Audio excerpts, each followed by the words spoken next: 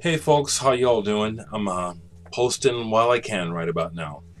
And this post is going to be in response to a couple requests I got, and um, I hope it doesn't cause a flood of requests because I like to respond, but man, I keep kind of busy. But before I do that, I wanted to say that in one of my most recent posts about Tangerine Dream, I learned some information about my electronic meditation, that it's a third edition as opposed to a first edition. But I wanted to say that for me, it's still an original copy. It's on OR, but I appreciate and I do welcome learning more. I in no way think of myself as an expert on music. I love music, and I try to absorb as much information as I can about the music that I like. But I do not think of myself as some sort of oracle or expert. I really don't. I just love music, and I'm a nerd. This is really what I'm interested in. Yeah, even at this age, I'm more interested in the records than women. Yeah, yeah. Um, I really don't have a problem getting with women, okay? I mean, I'm not bragging. It's like, I don't know why it's such a big issue, actually. Music has kept me alive. It's, as I said, I have a bit of depression, and I've tried to kill myself 3 times, seriously. And the last time really should have been fatal. It was an overdose with a drug that has no antidote, and I was lucky that I didn't take enough. But the thing that also kept me fighting through the coma that I went into, semi-comatose actually, was I won't be able to listen to music, And I don't mean to offend anyone, but that was what made me fight to live, not somebody. I love people, but I'm just telling it like it is, okay? So, to wrap that up, if I give information and it's misinformation, please give me the proper information because I want to know. And it is humbling. Yes, it is humbling. But it won't ruin my day. It won't, okay? So on to a couple of music requests. Blue ECM was asking me if I had some Bauhaus, and here's the deal. Like with punk and certain other genres that I've gotten into, I'll get into it, and then there'll come a time because of age when I was younger that I'll kind of get out of it and sell stuff. And so like Bauhaus is one of those bands. I sold a lot of Bauhaus. It just, what I found that I liked about them was Peter Murphy's voice, which for my taste got much better as he got older. And so I have the first Bauhaus album that Jeff recently gave me.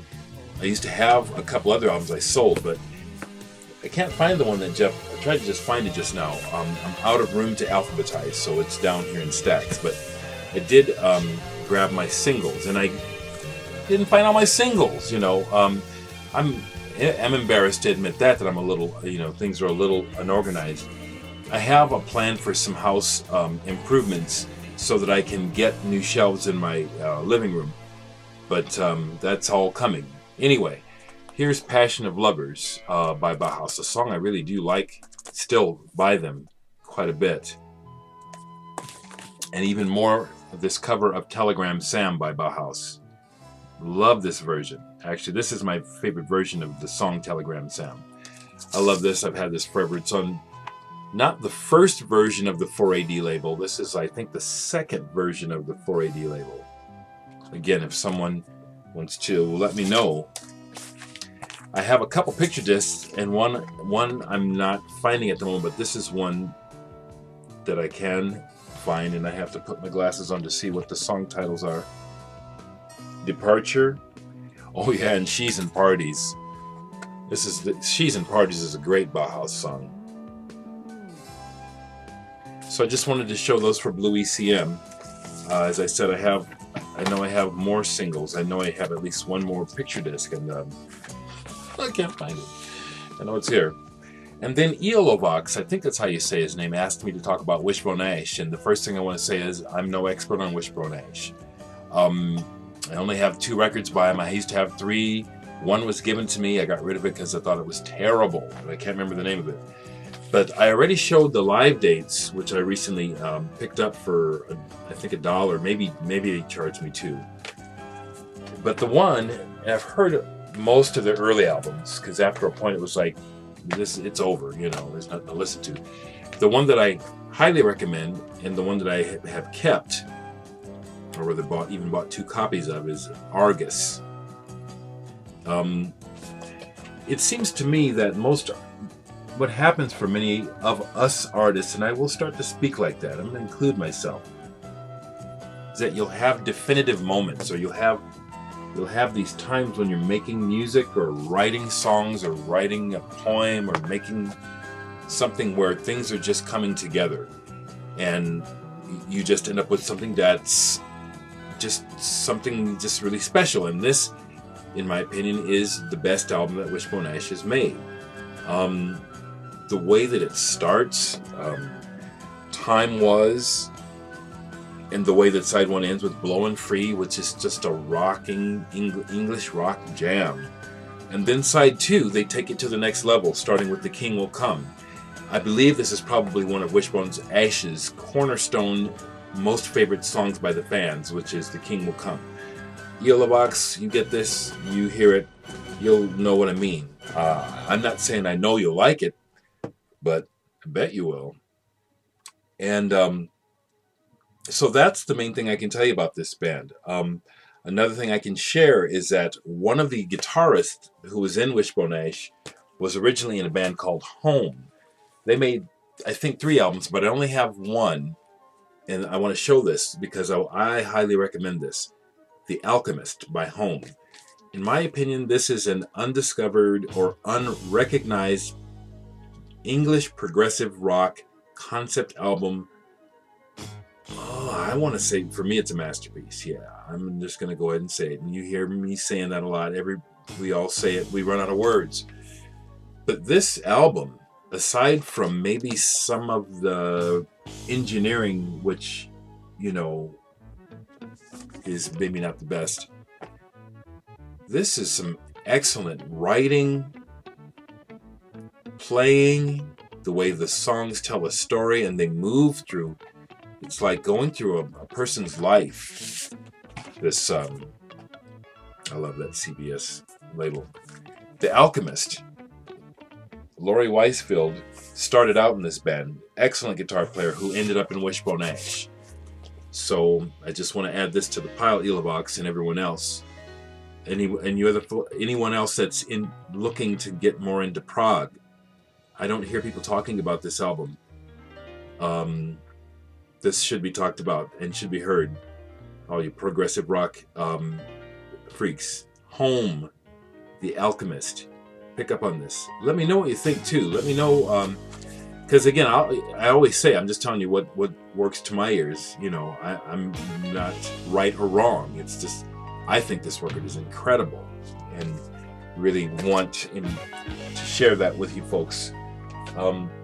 That's a little bit that I know about those 2 bands that you guys asked me about, Bauhaus and Wishbone Ash. And since I'm here, I'm just going to show a couple other things. Speaking of prog, another band from America that is really good is Happy the Man. Their keyboardist, Kip Watkins, went on to join Camel, but he also made a couple of solo albums, and this one just happened to be out because I was playing it the other day, and this is just fantastic. Labyrinth. This is just fantastic. In the realm of Camel, Gentle Giant, PFM. This is all instrumental, and the writing is just wonderful. One of the aspects of prog rock that appealed to me was not the dark aspect of it, but the lighter, brighter aspect where the compositions are very colorful and they change a lot. It reminds me of Ambrosia, the way the salad Ambrosia tastes and the way that it hit me as a child in particular. Just this explosion of taste and texture. And that's how I would describe this album, Kip Watkins' Labyrinth. I believe this is another prog rock must-have. This is just a beautiful, beautiful album. Matter of fact, I would even say I would add the song Cycles as a song I would want played at my funeral. Just thinking about it and thinking about the way that that song has comforted me many times in my depression, many times. Just, it'll just be the right song for, like, maybe it'll be like dusk and there's that waning sunlight, you know how it starts to change and starts to get more of a glow and reddish cycles. Put that on. Oh man, talk about just a perfect moment. That's what I gotta say. Before I go, yesterday I've been kind of looking around for Bowie because I had never collected Bowie intensely, so I've never owned a lot of Bowie, and now you can't find it. But I found a copy of Station to Station yesterday. Slightly beat cover. The record's in great shape.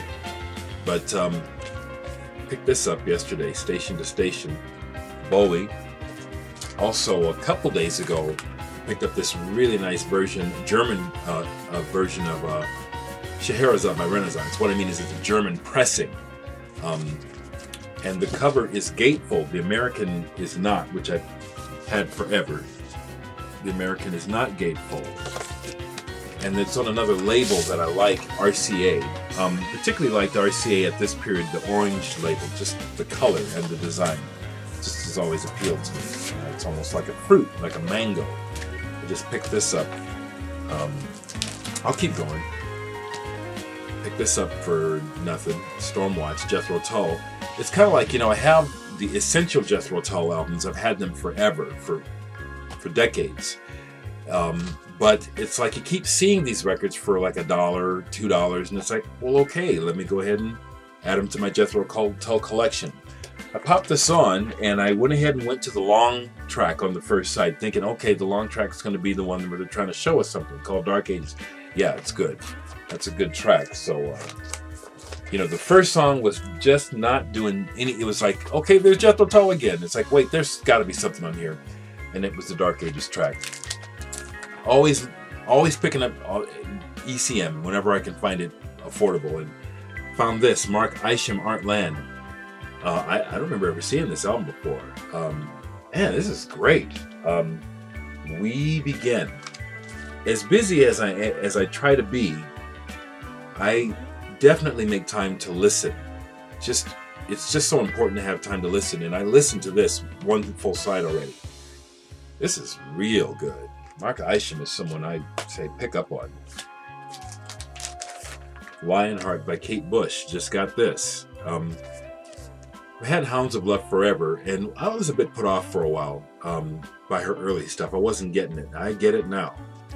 And boy, did she have some top-rate players on these records. She just works with the best. Really glad I picked that up. Picked up this Electric Light Orchestra.